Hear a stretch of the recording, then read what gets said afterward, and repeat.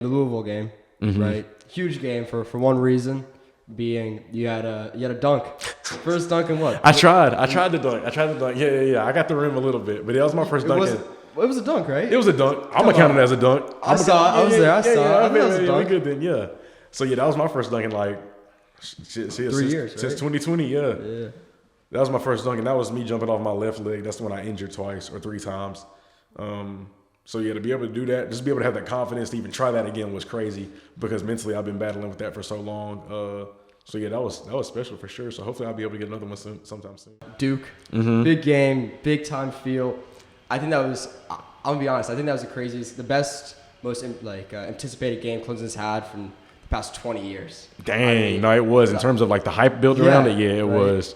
I mean, that was crazy. Like walking, because I think the game was at 5. We normally get to the gym at like 12:31, and there were already lines out there outside the arena. That was insane. Like that was by far the most packed, lit game, like most anticipated game by far that I've ever played into. Yeah, I mean, you couldn't lose that game. I mean, you could, but you can't do that. Right. Can't sold out crowd. Yeah, sold out crowd. That's why yesterday hurt because it was just like, dang, man, the city really showed out for us, and then we came up short. But yeah, those hurt. Yeah, still a great game, but it's still like, dang, we ain't come through like we were supposed to. But it is what it is, man. We'll have some more left to make them happy.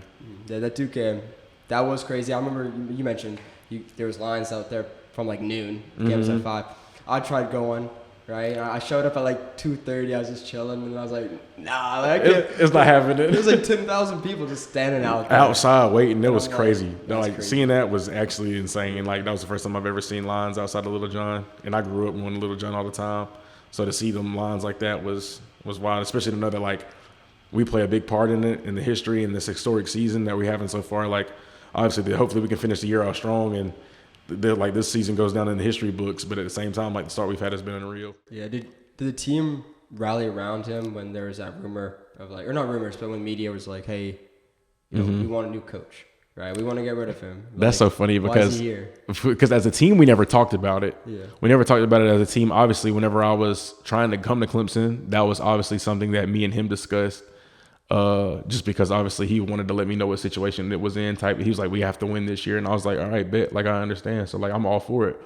But in terms of that, like obviously I've known him since I haven't really had a relationship with him, but I've known him because I went to the camps growing up since I was 11 or 12, and I refused to come here for 1 year and then him to get fired the next. Like I want to be able to come back to Clemson years after this and be like, yeah, man, but I don't want to have to come back and then be a new coach.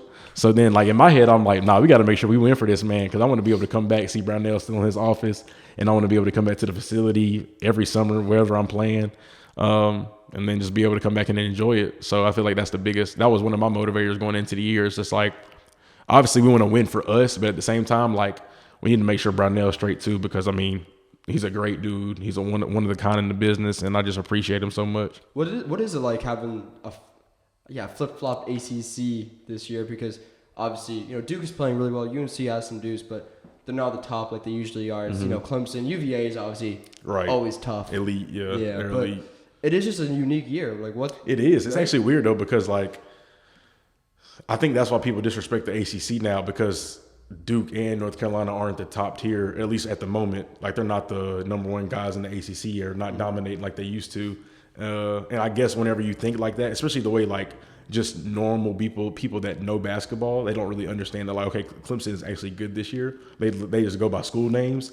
So once you see that Clemson's doing good and Duke and North Carolina aren't doing good, you're probably thinking like, dang, the ACC is really weak this year. But it's really just because like other teams are stepping up. Like Clemson's good, Pitt's good, Virginia's good. Like Virginia's been solid for years now. But like, and even teams like Virginia Tech is probably the scariest team to me because how physical they are and what they bring like to the table is like insane. So I don't think the ACC is weak at all, but I think that's why people think that it is weak, just because the top tier schools or like the Blue Bloods aren't running it like they used to. When you look at football, right?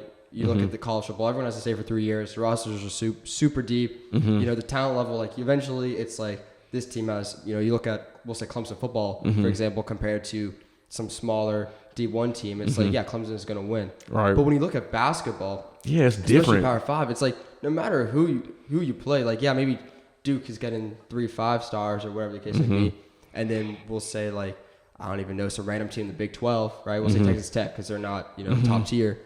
They still have dudes, like they're Right. Like they're still high level. Anyone, right? Yeah, they're still high level Division I athletes who can hoop. But it really just like it all depends on whether they want to play that night. Like Duke can go in with a bad mindset thing to Texas Tech, and Texas Tech is obviously going to think of it as their championship game, and then boom, next thing you know, Texas Tech just gets the upset, and it's like, what happened? Because a lot of people think it's the basketball part. They think it's on the court, but like the upsets happen off the court before the game even start. Like it's all about the mental approach.